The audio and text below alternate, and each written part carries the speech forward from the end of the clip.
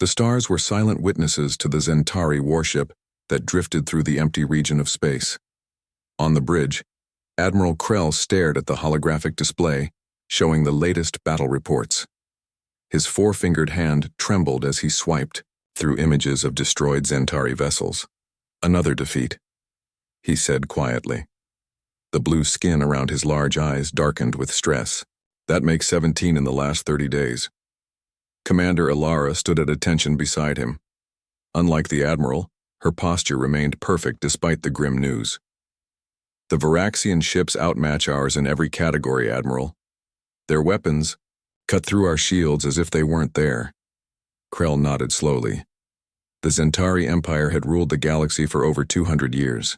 They had conquered countless worlds and brought dozens of alien species under their control. But the Varaxian collective was different. They had appeared from beyond the galactic rim with technology that made the mighty Zentari fleet look like children's toys. The Imperial Council is meeting in 3 hours, Krell said. They expect me to present a solution. With respect, Admiral, there may not be a solution. The Varaxians have better ships, better weapons, and more numbers. Krell turned to face her. There is always a solution, Commander. Follow me. He led her through the ship to a secure room that required his personal code to enter. Inside was a small library of actual physical books, a rarity in their digital age. He pulled an old volume from the shelf and opened it carefully. During my studies of galactic history, I found references to a species that fought unlike any other. A species that the old empire feared more than any other threat. He pointed to a page with an image of bipedal creatures, humans. Ilara frowned. Humans are just stories we tell children. The aggressive aliens who vanished from the galaxy. They're not real. They were very real, Krell insisted. And they didn't vanish. They hid. He turned several pages and showed her a star chart. According to these records, the humans feared they would be destroyed in an upcoming conflict. They gathered their most powerful warships and military personnel and placed them in stasis, hidden away in a massive structure in uncharted space. Even if this is true, that was 300 years ago, Ilara said. Their technology would be ancient by our standards. It's not their technology I'm interested in. It's their way of war. Krell's voice grew intense. The records say humans had an unmatched capacity for violence and tactical innovation. They could adapt to any situation, exploit any weakness. The old Imperial writers described them as evolution's perfect predators. Ilara looked skeptical, but Krell continued. The Imperial Council will never approve this officially. That's why I'm sending you on a special mission. Take the scout, ship Starseeker, and follow the coordinates in this book. Find the human fleet. And if I find it, wake them up. 2 weeks later, Commander Ilara stood in amazement before a massive structure floating in the emptiness between stars. It was bigger than anything she had ever seen, a metal sphere, large enough to house an entire moon. The surface was smooth, except for a single docking port. Scans show minimal power readings, reported her science officer, but the structure is definitely artificial and matches the coordinates from Admiral Krell's book. Take us in, Ilara ordered. The Starseeker approached the docking port carefully. As they came closer, light suddenly activated along the port's edge. A voice spoke in an unknown language through their communication system. Our translator can't understand it, said the communications officer. Keep broadcasting our peaceful intentions on all frequencies, Ilara said. After several tense minutes, the voice switched to broken Zentari. Identify, purpose, approach. I am Commander Ilara of the Zentari Empire, she replied. We come seeking help from those who rest inside. A long silence followed.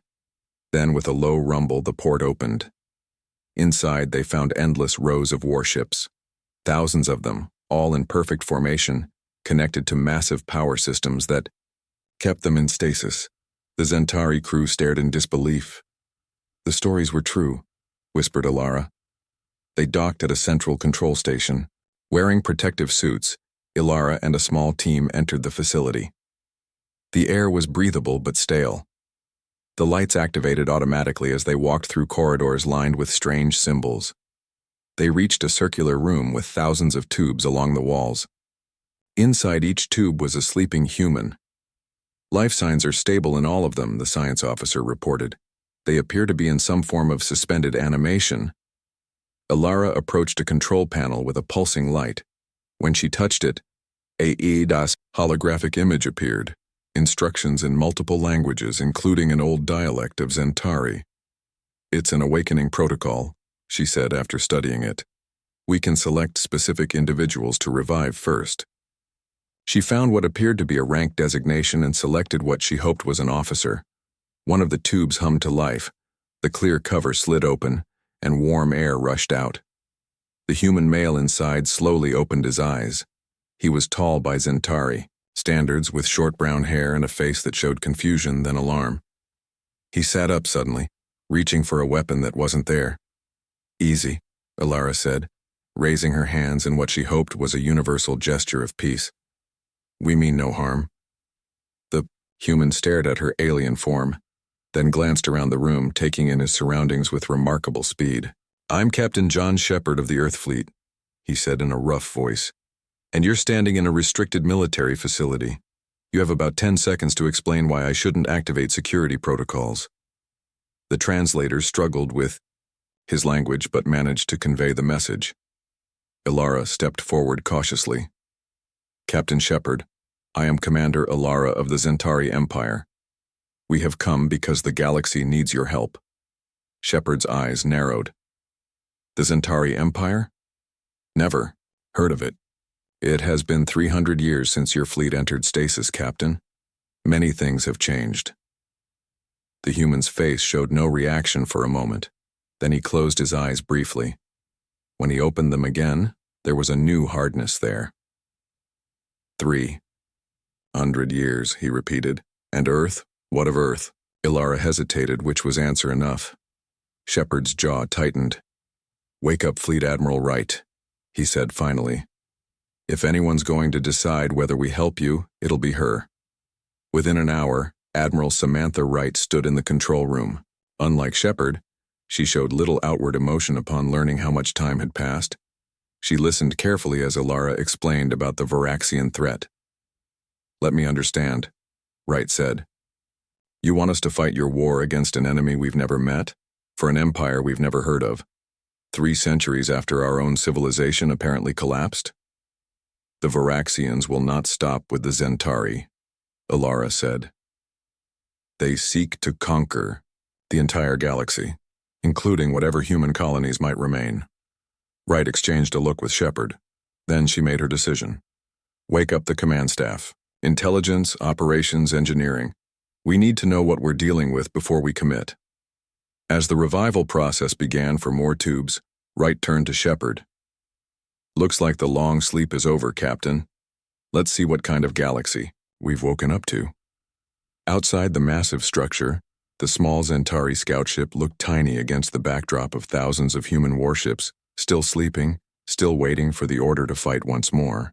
The command center hummed with activity as more humans emerged from their long sleep. Admiral Wright stood at the central console, reviewing star charts that Commander Alara had provided. The maps showed a galaxy very different from the one the humans had known. 300 years, muttered Peter Martinez, the newly awakened operations director. He was a stocky man with watchful eyes that missed nothing. "Hard to believe we slept that long."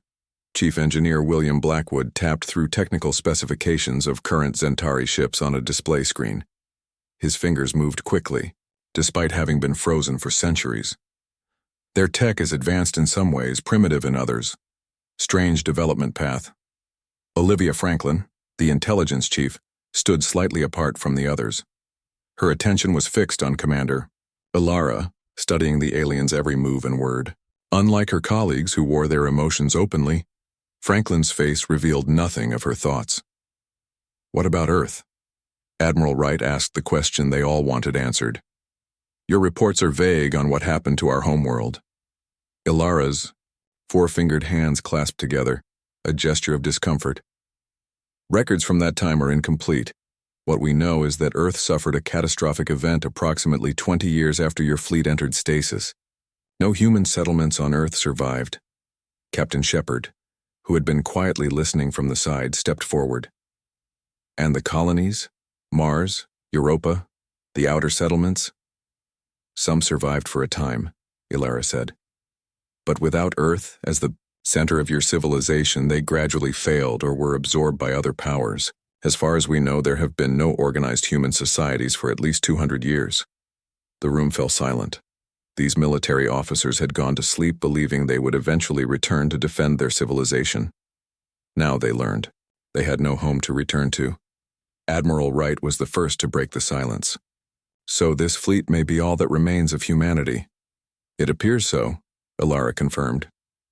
Wright straightened her uniform with a quick tug. Then we have even more reason to understand exactly what we're waking up for. Show us everything you have on these Varaxians.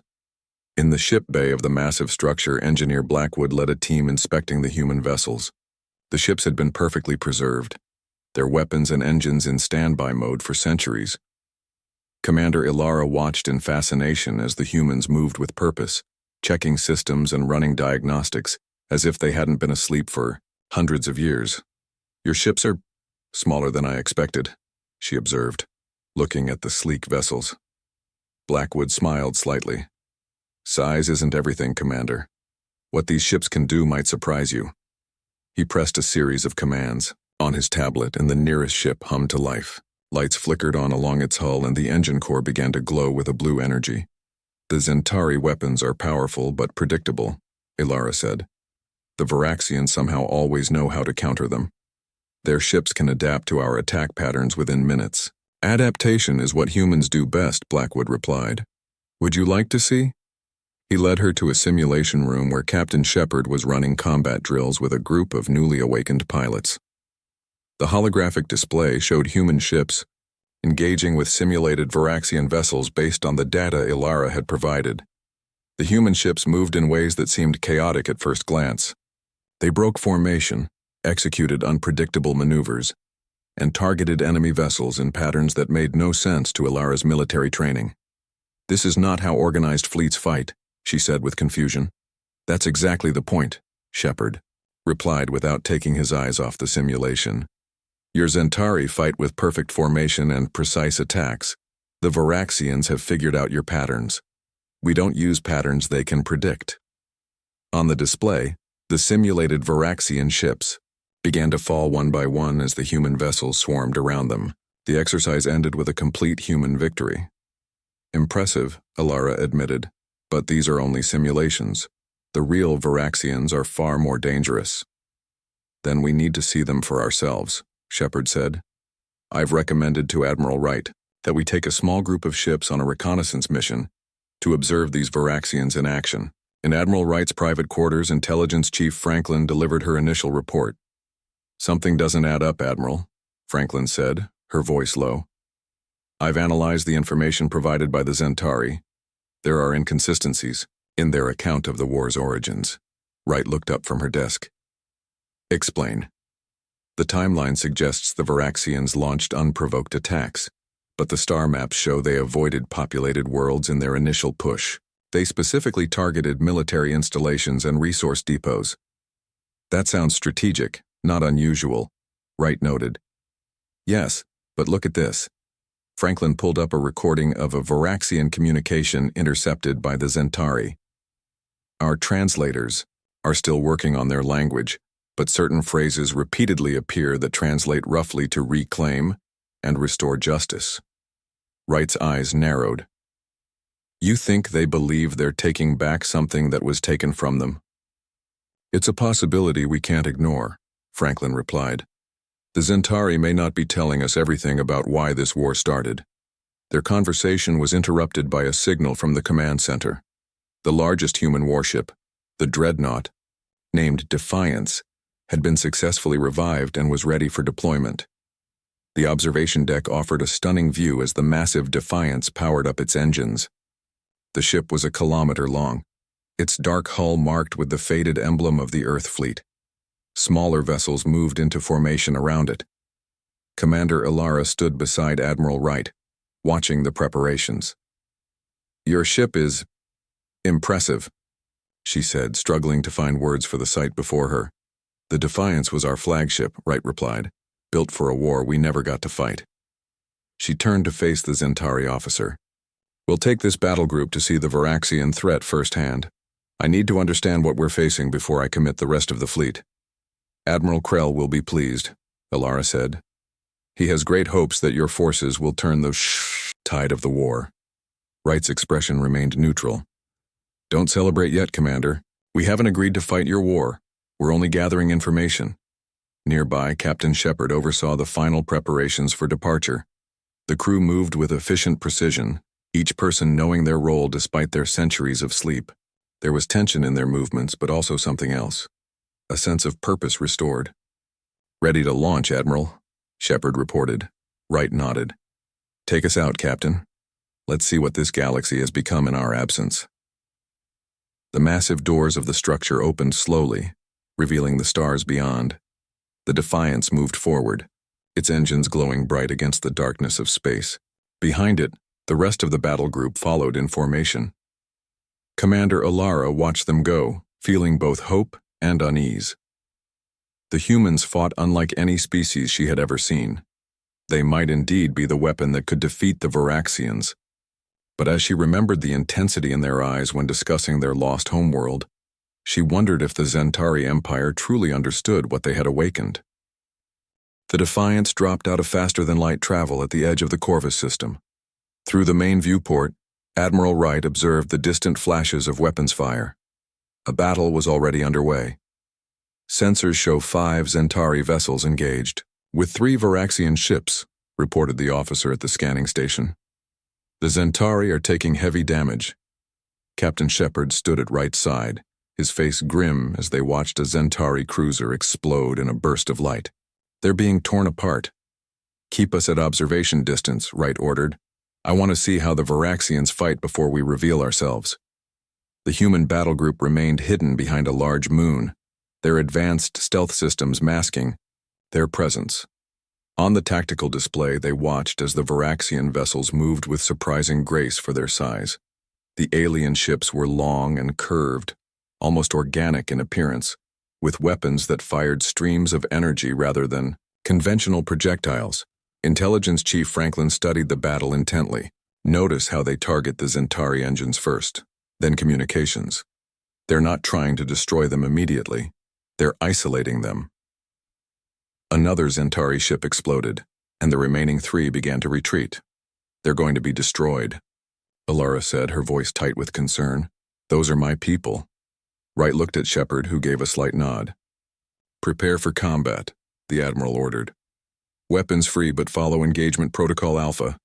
I want to test their capabilities, not start a war. The Defiance emerged from behind the moon, its weapon systems powering up. The smaller human vessels spread out in what appeared to be a random formation. The Varaxians have detected us, the communications officer announced. They're breaking off their attack on the Zentari ships. The 3 Varaxian vessels turned toward the human battle group. For a moment there was no movement, as if both sides were assessing each other. They're scanning us, Engineer Blackwood reported from his station. Heavy electronic probing of our systems. Let them look, Wright said, but activate countermeasures if they try to breach our security. The standoff lasted nearly a minute before the Varaxian ships suddenly accelerated toward the human vessels. They've launched fighters, called out the tactical officer. 30 small craft approaching fast. Deploy interceptors, Shepard ordered. Defensive pattern Delta. The human fighters emerged from the Defiance, smaller and more numerous than the Varaxian craft. What followed was unlike any battle the Zentari had ever witnessed. The human vessels moved in constantly changing patterns, never maintaining a formation for more than a few seconds. They attacked from multiple angles simultaneously, targeting different systems on each Varaxian ship. When the Varaxians adapted to defend against one attack vector, the humans immediately shifted to another. On the bridge of the Defiance, Wright directed the battle with calm efficiency. Main battery target the lead vessel's propulsion system. Secondary weapons focus on their fighter support craft. The Defiance's weapons struck with precision, cutting through the Varaxian ship's defenses. The alien vessel shuddered under the impact but remained operational. They're tough, Shepard noted. Their hull composition must be incredibly strong. And adaptive, added Blackwood, who was monitoring the sensor data. Their shields are changing frequency to match our weapons. The battle continued for 20 minutes, neither side gaining a clear advantage. The human ship's unpredictable tactics prevented the Varaxians from concentrating their fire, while the Varaxian vessel's advanced defensive systems made them difficult to damage seriously. Then, unexpectedly, the Varaxian ships broke off the engagement. Their fighters returned to the main vessels, and all three jumped to faster-than-light speed, disappearing from the system. "They're retreating?" Ilara asked, in disbelief. "I've never seen Varaxians retreat." Franklin shook her head. "Not retreating. They gathered enough data. This was a test for them, too." The Zentari ships cautiously approached the Defiance. Their admiral opened a communication channel, his face appearing on the main screen. The blue-skinned alien looked shocked. "You engaged 3 Varaxian destroyers and drove them off," he said, his translator struggling to keep up with his rapid speech. "No one has ever done that before." Wright acknowledged him with a nod. "We need to talk. I have questions about these Varaxians." Hours later, in a secure conference room aboard the Defiance, Admiral Wright met with the Zentari admiral and his officers. Captain Shepard, Franklin, and Blackwood joined her along with Commander Ilara. "The Varaxians appeared 20 years ago," the Zentari admiral explained. "They claimed territory at the edge of our empire was rightfully theirs. When we refused to withdraw, they attacked." "And before that?" Franklin asked. "Had there been any contact with them?" The Zentari officers exchanged glances. "Not in recent history," one replied. "Ancient records mention a species that might be their ancestors, but those records are fragmentary." Franklin placed a data tablet on the table. "We recovered this from the battle. It's a partial transmission from one Varaxian ship to another." She activated the device and a series of symbols appeared, alongside a rough translation. The main part we can translate says, "Confirm human signatures. Priority alert. Ancient enemy has returned." Franklin looked up. They recognized us. They knew what humans were. A heavy silence fell over the room. "There's more," Franklin continued. "During the battle, I detected unusual energy readings from their ships. The same type of energy signature that our records show was present during the event that destroyed Earth." Wright's face hardened. "You're saying the Varaxians destroyed our homeworld?" "I'm saying there's a connection we need to investigate," Franklin replied carefully. The Zentari admiral looked uncomfortable. "These are serious accusations. The Varaxians are brutal conquerors, but we have no records of them destroying Earth." "Your records might be incomplete," Shepard said, his voice cold, "or deliberately altered." Commander Ilara stepped forward. "Admiral Wright, I know this is disturbing information, but our immediate concern must be the Varaxian threat. They will return, and with greater numbers." Wright studied the tactical display showing the position of Varaxian forces throughout the galaxy. After a long moment, she made her decision. "We will commit our fleet to this conflict," she announced. "Not just the ships we've awakened so far, but all of them." The Zentari officers could not hide their relief, but Wright raised her hand to silence their thanks. "However, we will operate independently, under human command only. And while we fight, we will search for the truth about what happened to Earth. If we find that anyone, Varaxian or Zentari, was responsible for our world's destruction, there will be consequences." The Zentari admiral nodded slowly. "Agreed. We need your help too desperately to refuse any condition." As the meeting concluded, Shepard approached Wright privately. "Do you think it's wise to commit before we know the full truth?" Wright looked out the viewport at the stars. "The Varaxians recognized us, John. They called us ancient enemy. Whatever happened in the past, they remember. And now that they know we're awake, they'll come for us regardless. Better to face them on our terms." Outside the conference room, Intelligence Chief Franklin and Engineer Blackwood shared a quiet exchange. "I've set up the special access protocols you requested," Blackwood said. If there's anything in the Zentari databases about Earth or the early days of their empire, you'll find it. Franklin nodded. There's more to this story than anyone is telling us. And I intend to discover what it is. In the ship bay, technicians prepared shuttles to return to the human fleet's resting place. The time had come to wake the rest of the sleeping armada. 2 weeks had passed since Admiral Wright's decision to fully commit the human fleet. The massive structure that had housed the sleeping ships now stood nearly empty. Over 500 human warships had been activated and crewed by awakened personnel.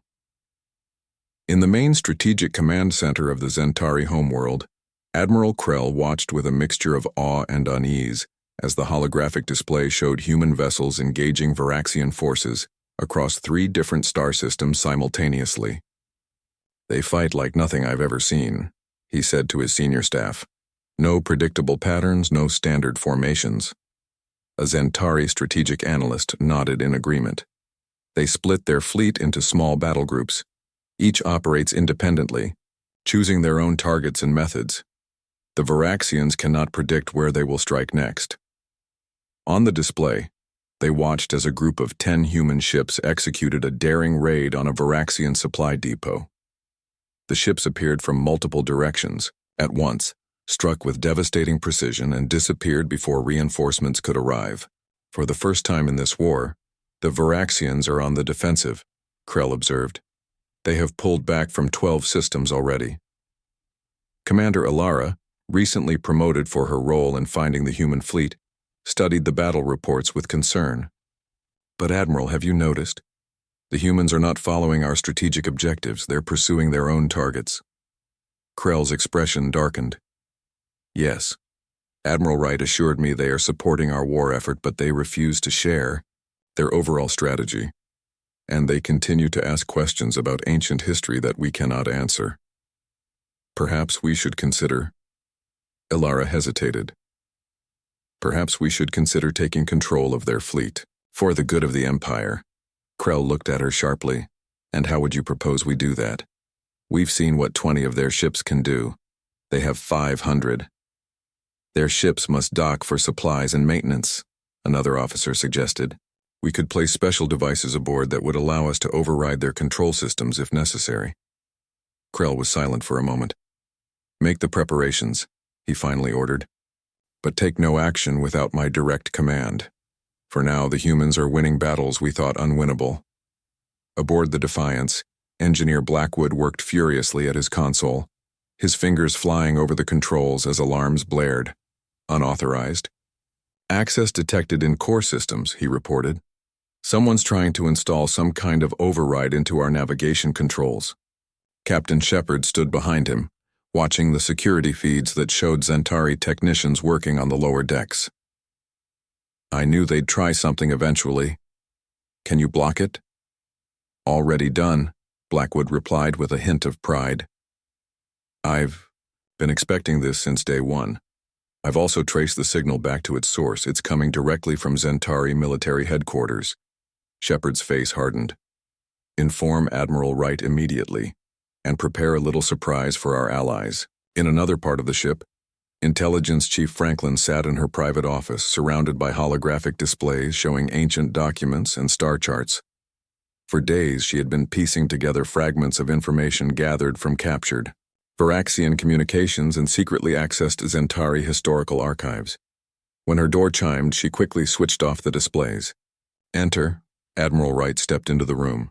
"You wanted to see me, Olivia? I hope it's important. We're preparing for the next phase of operations." Franklin nodded grimly. "It's important, Sam. I found it. The truth about Earth." She activated a secure display and showed Wright a series of ancient images and text. "These are from the earliest days of the Zentari Empire, over 300 years ago. They show a 3-way conflict between early Zentari, the ancestors of the Varaxians, and humans." Wright leaned forward, studying the images carefully. "I've never seen these records before. They've been buried deep in the Zentari archives. Access restricted to only the highest levels of their government," Franklin explained. "The Zentari and Varaxians were once at war with each other. Humans negotiated a peace treaty between them." She swiped to another document. This peace lasted for nearly 50 years. The three species even formed a mutual defense pact. Then something changed. She brought up another image showing Zentari ships attacking a planet. The Zentari broke the treaty. They launched surprise attacks on both human and Varaxian worlds. Wright's expression remained neutral, but her eyes betrayed her shock. "Are you certain?"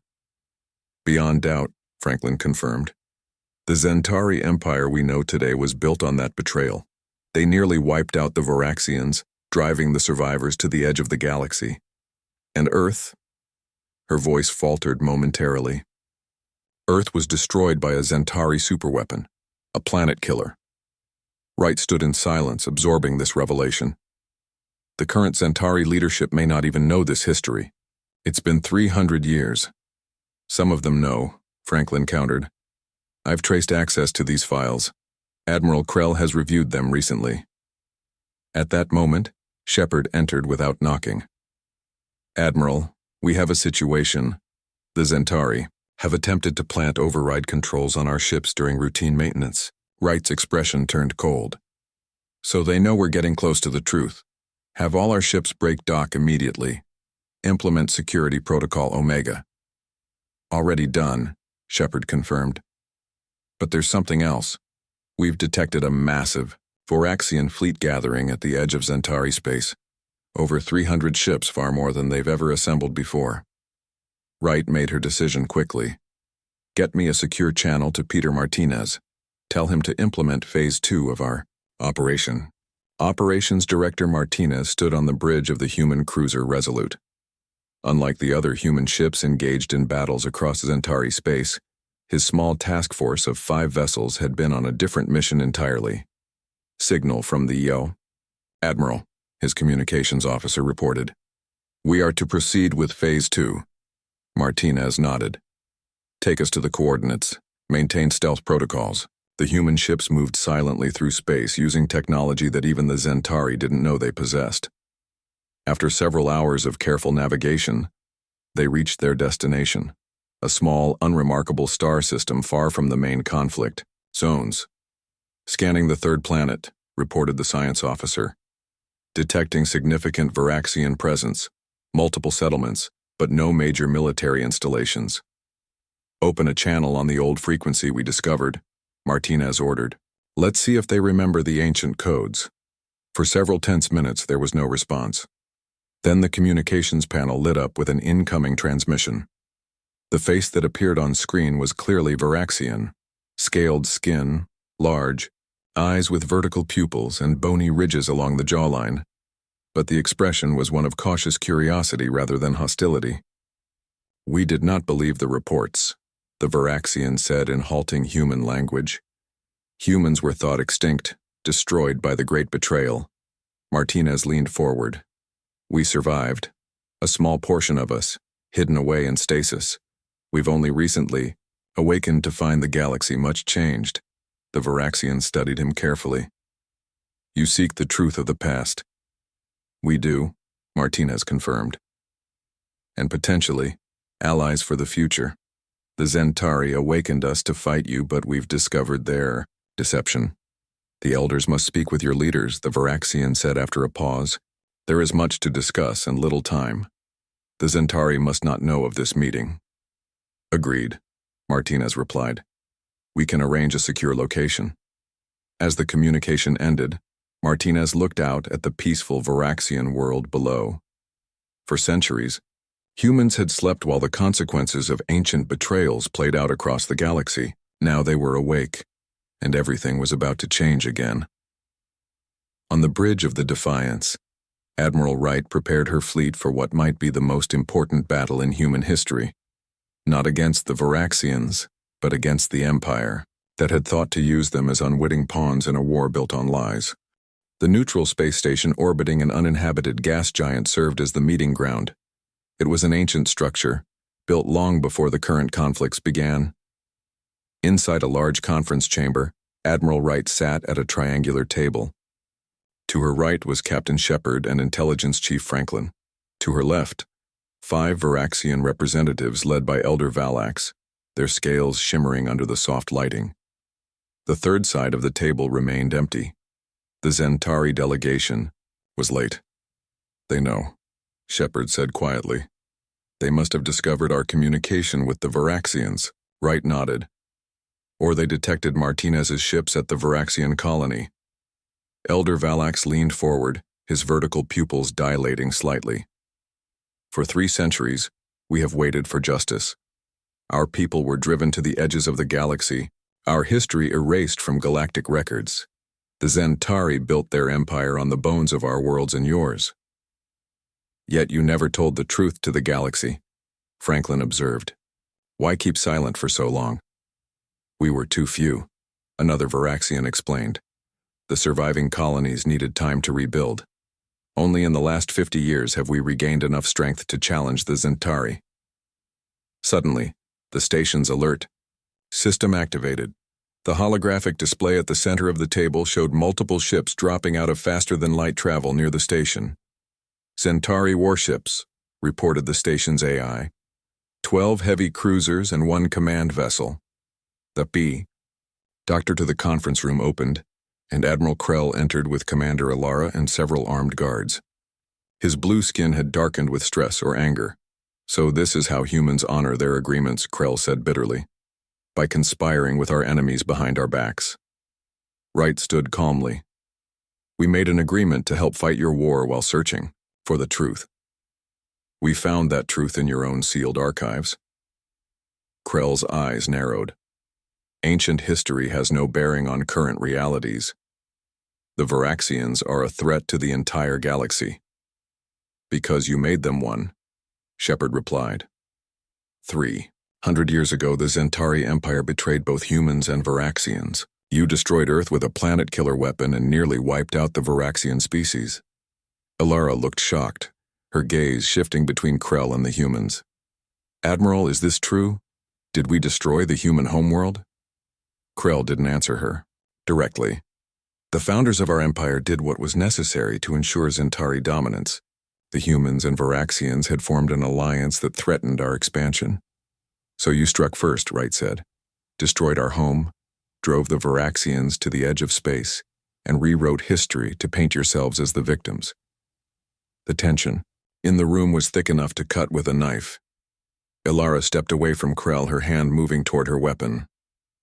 I did not know, she said quietly. None of us did.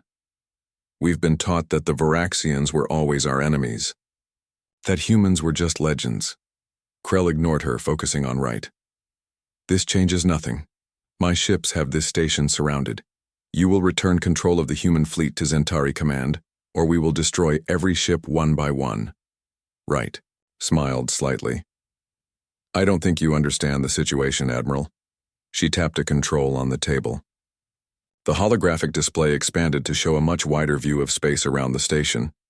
Hidden behind the gas giant and its moons were over 200 human warships, and approaching from the other direction was the Varaxian fleet. You led us into a trap, Krell realized, his voice hollow.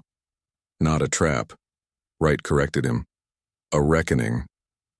The next 12 hours changed the galaxy forever. Across Zentari space, human ships took control of key strategic positions. The Varaxian fleet moved swiftly through systems that had once been denied to them. Most Zentari commanders, learning the truth of their empire's origins, chose not to fight. Aboard the Defiance, Admiral Wright watched the reports coming in from across the galaxy. The Zentari Empire was collapsing without a battle. Centuries of lies were crumbling in a single day. It's almost too easy, Shepard commented as he joined her on the observation deck. I expected more resistance. Their power was built on deception, Wright replied. Once the truth was known, that power began to fade. Most Zentari are not willing to die for a lie. Engineer Blackwood entered with a data tablet. The Varaxians have granted us access to their historical archives. They've preserved records from before the Great Betrayal, including data about human colonies that survived the destruction of Earth. Wright took the tablet, her expression softening slightly. Any still in existence? No, Blackwood said sadly. The last one failed about 150 years ago. But their achievements were recorded. Humanity didn't just fade away after Earth. We fought to survive for generations. Franklin joined them, accompanied by Commander Ilara. The Zentari officer had shed her imperial insignia and looked both lost and determined. Many Zentari worlds want to negotiate independent treaties, Franklin reported. The Empire is breaking into at least a dozen separate territories. And the Imperial Council has fled to an unknown location, Ilara added. Those of us who were kept in the dark about our history, we want to make amends, to build something better than an empire built on lies. Wright looked at the galaxy map showing the rapidly changing political boundaries. It won't be easy. 300 years of history can't be undone in a day. But it's a start, Shepard said. 6 months later, Admiral Wright stood on the bridge of the Defiance as it orbited a blue-green planet in a star system far from the former Zentari territories. Scans confirmed it was remarkably Earth-like, with compatible atmosphere and abundant resources. The survey teams report ideal conditions, Martinez said, joining her at the viewport. The Varaxian geologists confirm the planet is stable. No dangerous tectonic activity or radiation. And the legal status, Wright asked. The newly formed Galactic Council has recognized our claim, Martinez replied. This world is officially human territory, the first in 3 centuries. Wright stared at the planet below. It wasn't Earth. Nothing could replace their lost homeworld. But it was a new beginning. On the surface, the first human settlement was taking shape. Not just military personnel, but civilians who had been in stasis alongside the fleet. Scientists, engineers, doctors, farmers. The core of a new human civilization. More surprising were the others. Zentari, who had chosen to follow Ilara in seeking redemption, Varaxians interested in rebuilding the ancient alliance, and representatives from a dozen other species curious about the humans who had returned from history to reshape the galaxy. Captain Shepard approached with a small group of junior officers. The memorial is ready, Admiral. Wright nodded and followed them to a hillside overlooking the settlement. There stood a simple monument made from materials from each of the human warships. Engraved on its surface were the words, "For Earth, for those lost, for those yet to come." As the sun set on this new world, Wright thought about the strange path that had led them here. Awakened to fight a war they didn't understand, they had instead found truth and a new purpose. "What will we call it?" Shepard asked, looking out over the settlement as lights began to come on in the gathering dusk. "New Earth would be too simple," Wright replied, "and this isn't a replacement, it's a continuation." She considered for a moment.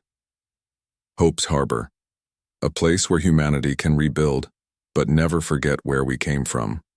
Below them, humans worked alongside former enemies to build the first city of a new civilization. Above, the stars were no longer just distant lights but known worlds, some friendly, some not, but all now aware that humanity had returned. The galaxy would never be the same again, and neither would the humans who had slept through centuries, only to awaken and find their greatest purpose.